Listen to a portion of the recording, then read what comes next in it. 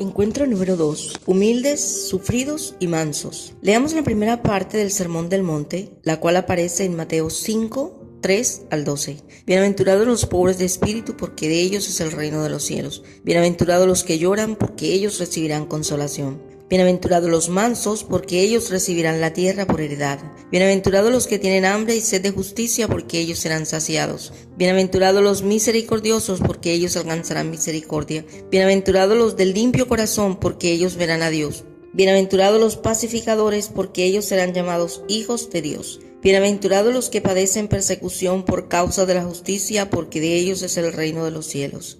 Bienaventurados sois cuando por mi causa os vituperen y os persigan, y digan toda clase de mal contra vosotros, mintiendo. Gozaos y alegraos, porque vuestro galardón es grande en los cielos, porque así persiguieron a los profetas, a los que fueron antes de vosotros.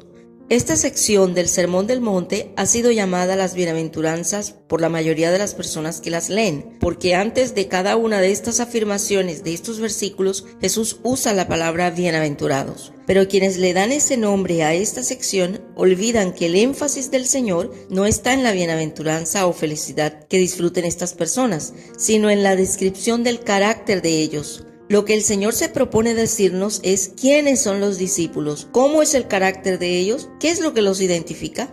Es fácil para ti y para mí decir, yo soy un creyente, yo asisto a la iglesia, o soy miembro de este o aquel grupo religioso. Pero, ¿en verdad somos ciudadanos del reino de Dios? ¿Pertenecemos a la familia de Dios? ¿Somos en verdad discípulos de Jesucristo? Eso es lo realmente importante. Y estas preguntas no las debemos responder a la ligera. Hagamos primero un énfasis detallado de las palabras de Jesús en su introducción del Sermón del Monte, de las implicaciones éticas y morales de estas palabras, y solo después de eso podemos responder.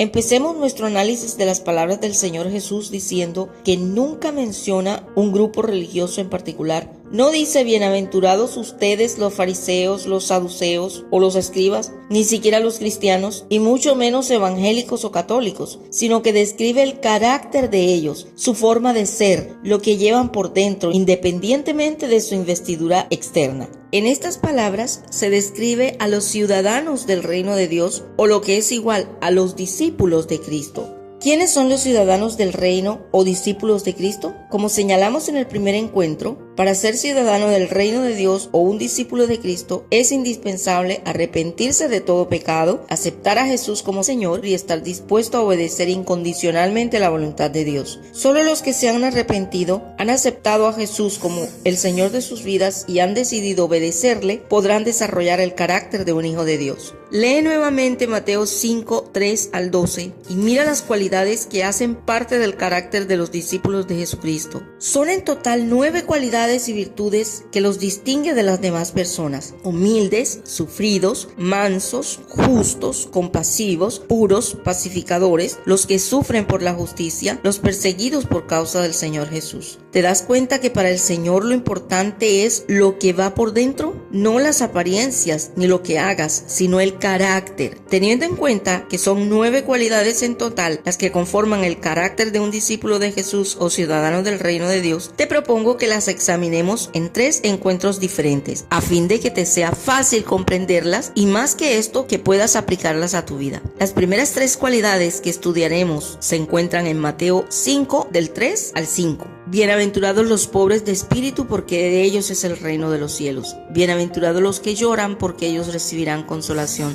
Bienaventurados los mansos, porque ellos recibirán la tierra por heredad. Los humildes son ciudadanos del reino de Dios y verdaderos discípulos de Cristo, el versículo 3. En Mateo 5:3, la versión Reina Valera de las Sagradas Escrituras utiliza la frase pobres de espíritu. Puede ser que estas palabras te confundan, especialmente si no estás familiarizado con el español de los años 60, pero sí puedes entender que un pobre de espíritu es quien reconoce que su necesidad espiritual es suficiente. Es una persona que se declara en bancarrota espiritual, consciente de su necesidad de Dios. Es quien tiene la suficiente humildad para decirle a Dios: no merezco nada de ti.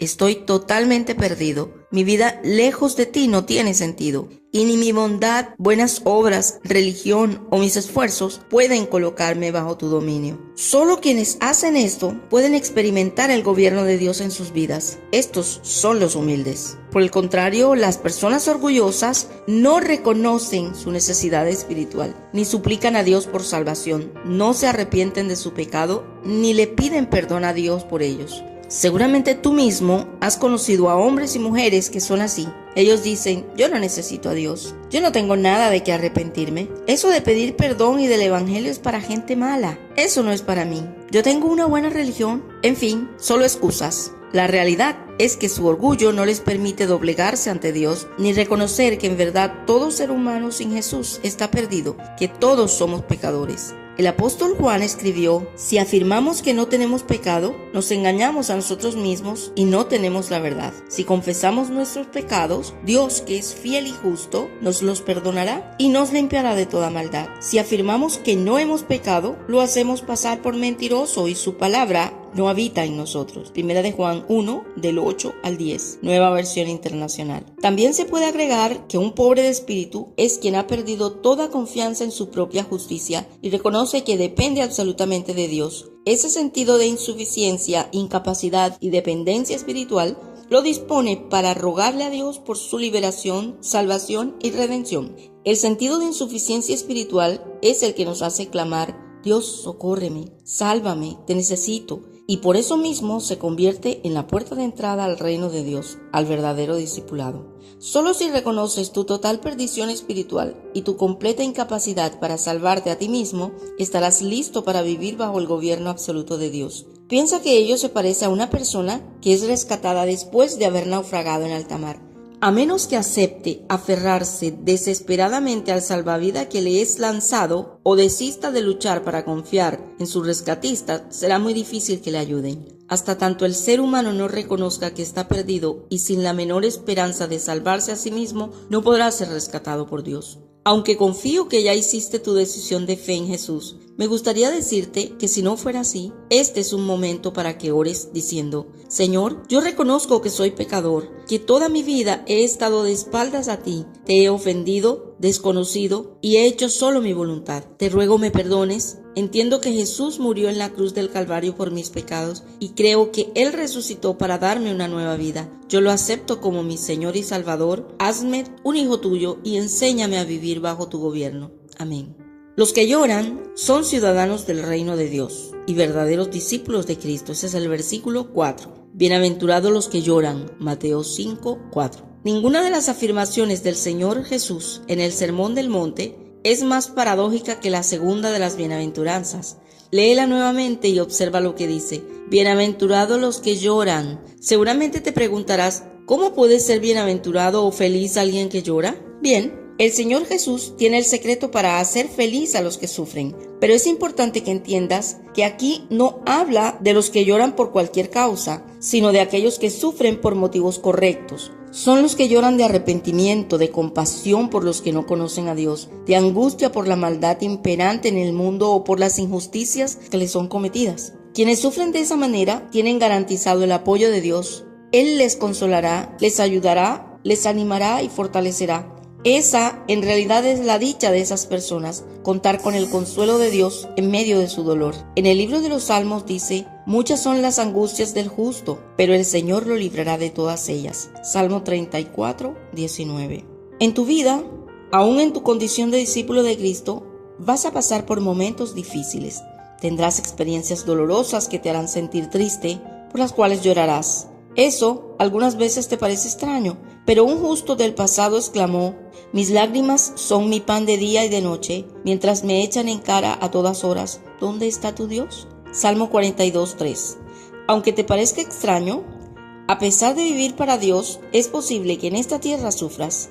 No olvides que como discípulo de Cristo, eres un ciudadano del reino de Dios y tu verdadero destino es el cielo. Por lo tanto, las penas y sufrimientos que tengas en esta tierra son el resultado de lo que no pertenece a ella. Dios te permite ese sufrimiento en esta tierra para que no te acostumbres mucho a ella.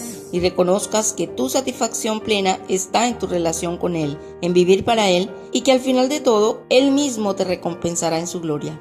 Los mansos son ciudadanos del reino de Dios y verdaderos discípulos de Cristo, versículo 5. Ante todo, me gustaría aclarar acerca de la mansedumbre. Ser manso no significa ser débil de carácter o tener un concepto pobre de sí mismo que le predispone a permitir el maltrato, el abuso y la humillación, sino por el contrario, mansedumbre es fortaleza sujeta a control. Una persona mansa sabe que tiene la capacidad de hacer daño con sus palabras o con sus acciones, pero se niega a hacerlo. Deja la venganza a Dios, por lo tanto, no actúa violentamente, ni se desquita de los que le intentan hacer daño. Prefiere sufrir ella misma el daño antes que lastimar a otros. El mejor modelo de una persona mansa fue el Señor Jesús. Él dijo: «Aprended de mí, que soy manso y humilde de corazón». Mateo 11:29. Piensa solo por un momento en el gran poder que él tenía, mientras lo injuriaban, laceraban, golpeaban y vejaban. Simplemente pudo haber hecho uso de ese poder, el mismo poder con el cual expulsó a los demonios de la vida de las personas, o con el cual detuvo la tormenta en el lago de Galilea. También pudo haber rogado a su Padre Celestial que enviara un grupo de ángeles para que lo defendieran y destruyesen a sus verdugos, pero no lo hizo así, sino que soportó el sufrimiento con valor y la humillación sin rencor ni espíritu vengativo.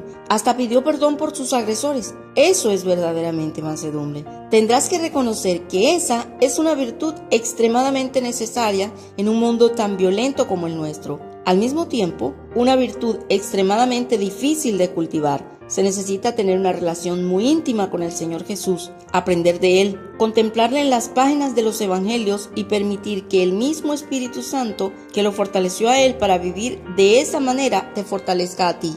La mansedumbre es tan escasa en estos días que se ha convertido en una joya perdida. Incluso algunos que presumen de ser cristianos, discípulos de Jesucristo, ciudadanos del reino de Dios y hasta ministros del Evangelio, se portan altaneramente. Son violentos en sus acciones y agresivos en sus palabras, ofendiendo a otros. Lo hacen y luego se justifican diciendo que no van a permitir que ninguna persona los humille, que ellos son así porque sus antepasados eran así, que tienen temperamento, en fin, solo excusas. Si eres un verdadero discípulo, tendrás que ser manso, tendrás que permitirle al Espíritu Santo que domine tus reacciones. Aprenderás a no ser reactivo y a dejar que el amor compasivo de Dios se refleje a través de ti. Por último, con relación a la mansedumbre, también se puede decir que es someterse alegremente a los designios de Dios. Es aceptar la voluntad de Dios sin protestar por ella. Es cuando le dices a Dios: sé que puedo hacer lo que yo quiera, pero tú me hiciste un ser libre, pero solo quiero hacer lo que tú quieras. Quiero agradarte.